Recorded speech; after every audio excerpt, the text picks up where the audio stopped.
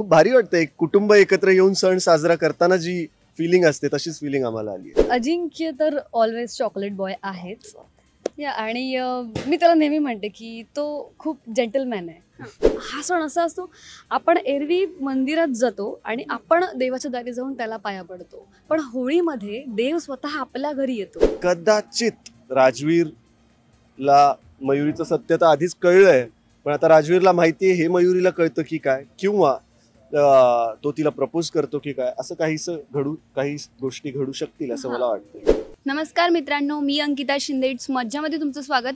बरं, आज मी आली अबोल प्रीतीची अजब कहाणी या मालिकेच्या सेटवर आणि माझ्यासोबत आहे तुम्हाला सगळ्यांचे लाडके राजवीर आणि मयुरी. कसे आहात तुम्ही दोघे?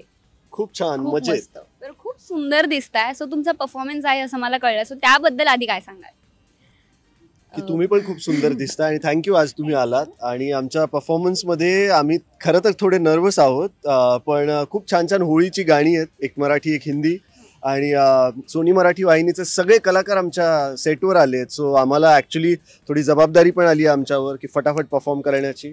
आणि खूप भारी वाटतं. एक कुटुंब एकत्र येऊन सण साजरा करताना जी फिलिंग असते तशीच फिलिंग आम्हाला आली आहे. मयुरी, तू काय सांगशील? सोनी मराठीवर पहिल्यांदाच महासंगम एपिसोड होत आहे आणि जो आहे होळीचा, आणि जो अबोल प्रीतीची अजब कहाणी या मालिकेमधून लोकांना पाहायला मिळणार आहे. सगळे लीड झाले आहेत सोनी मराठीचे. आम्ही एरवी आमचं एकमेकांना भेटणं होत नाही, कारण का प्रत्येकजण प्रत्येकाच्या कामामध्ये बिझी असतो. सो त्या निमित्ताने, होळीच्या निमित्ताने आमचं सगळ्यांसोबत भेटणं होतं आहे. आणि प्रत्येक जणांचा असा स्पेशल क्यूट रोमॅन्टिक असे प्रत्येकाचे डान्स आहेत. आम्ही सुद्धा डान्स करतो आहे. आम्ही ट्विनिंग पण केलेलं आहे, म्हणजे आय मीन जे डिझायनर्स आहेत त्यांनी. सो आम्ही खूप एक्सायटेड आहोत डान्स करण्यासाठी. आणि ओव्हरऑल इथला सगळा माहोल बघून मला तरी खूप छान वाटतं, बिकॉज इट्स माझ्यासाठी खूप पहिल्यांदा असं असणारं शूट आहे. सो मी खूप एक्सायटेड आहे, नर्वस पण आहे थोडी, बट अगदीच. पण होळी स्पेशल याच चॅनलवरच्या इतर मालिकेचे लीड सुद्धा आलेत. सो तुमचाही त्यांच्यासोबत परफॉर्मन्स असणार आहे. सो तो कसा झालाय आणि ते डिस्कशन काय होतंय, की ऑलमोस्ट डन आहात की किती कॅच केलंय? नाही, आमचा आता पहिला परफॉर्मन्स सुरू झालाय. सो ड्युएट कपलचे परफॉर्मन्सेस आहेत. मुलांचा एक वेगळा परफॉर्मन्स आहे, मुलींचा स्पेशल एक वेगळा परफॉर्मन्स आहे, जे पाहायला ऍक्च्युली आज जायचंय. सो इंटरव्ह्यू संपून आम्ही आज जाणार आहोत. बट जस्ट नुकतेच आम्ही जेव्हा जाऊन आलो इंटरव्ह्यूच्या आधी, तेव्हा पूर्ण सेट जो काही लागलाय, जो काही लिटअप झालाय, जी लाइटिंग केली आहे आमच्या कॅमेरा डिपार्टमेंटने, जीवन सर आणि अरविंद सरांनी.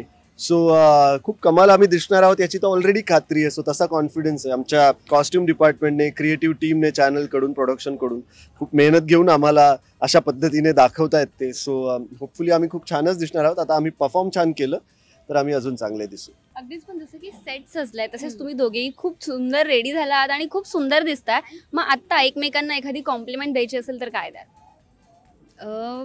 अजिंक्य तर ऑलवेज चॉकलेट बॉय आहेच आणि मी त्याला नेहमी म्हणते की तो खूप जेंटलमॅन आहे. So he is a gentleman.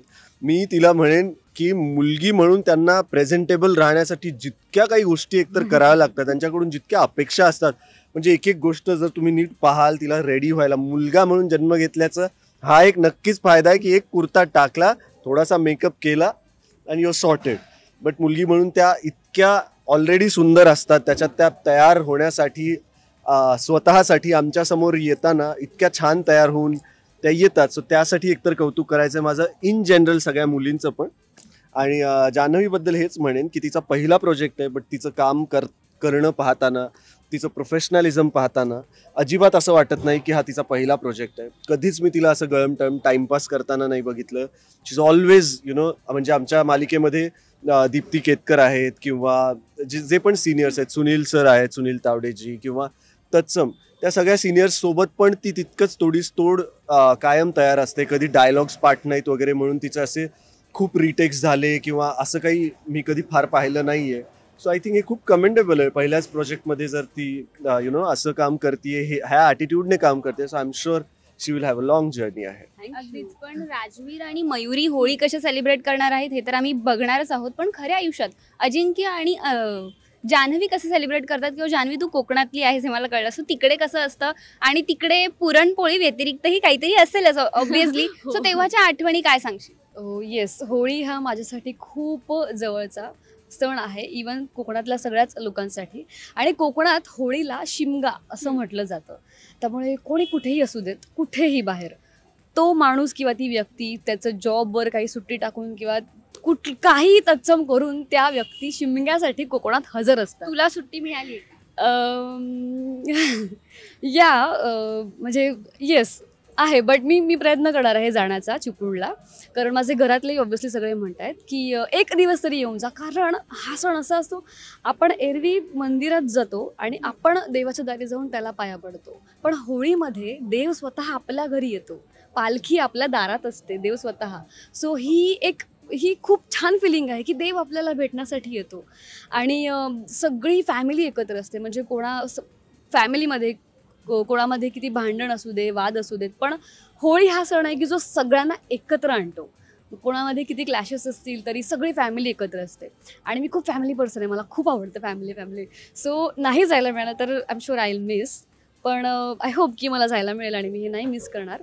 आणि ऑब्व्हियसली अर्थात जी पालखी आपण म्हणतो तिथे खूपच, म्हणजे मी बोलले तर खूप बोलेन शिमग्याबद्दल, कारण का खूप युनिकनेस आहे तिथे. जागृत देवस्थान आहे. मी आत्ताही कधी सुट्टी मिळाली आणि मला जमलं तर मी देवीला जाऊन येते, ग्रामदेवतेला. हे सगळंच होळीमध्ये आपण म्हणतो ना की एखादं पॅकेज असतं की रंगपंचमी. सो हा सण जवळजवळ तिथे आठवडाभर चालूच असतो. सो माझ्यासाठी होळी खूप जवळची आहे. अगदीच. आणि अजिंक्यच्या घरी होळी कशी असते, किंवा तू होळीमध्ये कधी कुणाला ठरवून रंगवलेस वगैरे का?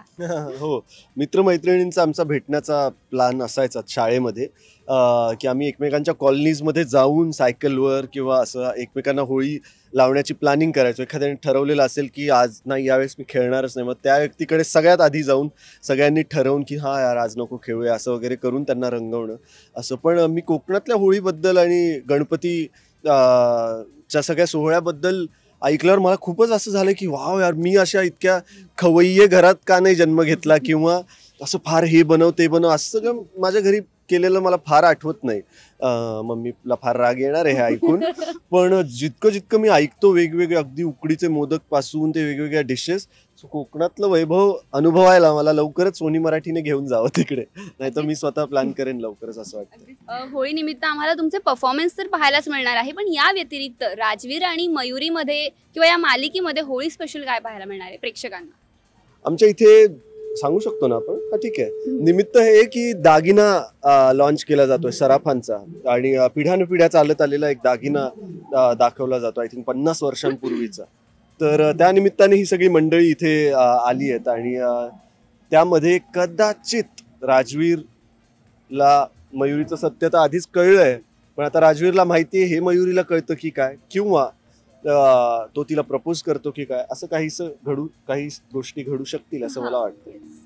मयुरी हा, यामध्ये ट्विस्ट तर आहेच, खूप मोठा ट्विस्ट किंवा खूप मोठे ट्विस्ट आहेत. तर कदाचित असंही असू शकतं की राजवीर, आता आम्ही तर डान्स करणार आहोत, पण तो डान्स करताना काय भावना असतील दोघांच्या, किंवा डान्स झाल्यावर मयुरी प्रेम ॲक्सेप्ट करते का तिचं राजवीर समोर, मग तिथून त्यांच्या अबोल प्रीतीला सुरुवात होते की काय, किंवा यामिनी आणि मयुरीचं काही सूत जुळतंय की काय, किंवा यामिनीला मयुरी आवडते की काय, किंवा तिला तिचा अजून मयुरीचा राग येतोय की काय. ह्या सगळ्या गोष्टी आहेत. म्हणजे आत्ता सांगितलं तर सगळा ट्विस्ट निघून जाईल. सो हे आम्हाला शूट करायला खूप मजा येणार आहे, आय एम शुअर. आणि प्रेक्षकांना बघायला तितकीच मजा येणार आहे. त्यामुळे कोणीही मिस करायचं नाही आहे. लक्षात ठेवा, 25 मार्चला संध्याकाळी 7:30 वाजल्यापासून फक्त आपल्या सोनी मराठीवर. Thank you so much. तुम्हाला दोघांची गप्पा मारून खूप छान वाटलं, आणि तुम्हाला दोघांनाही होळीच्या खूप साऱ्या शुभेच्छा. फक्त जाता इट्स मज्जाच्या प्रेक्षकांना होळीच्या शुभेच्छा. इट्स मज्जाच्या सर्व रसिक प्रेक्षकांना होळीच्या खूप खूप शुभेच्छा. मराठी चित्रपटसृष्टीतील लेटेस्ट अपडेट्स आणि गॉसिपसाठी आमच्या चॅनेलला सबस्क्राईब करा आणि बेल ऐकन दाबायला विसरू नका.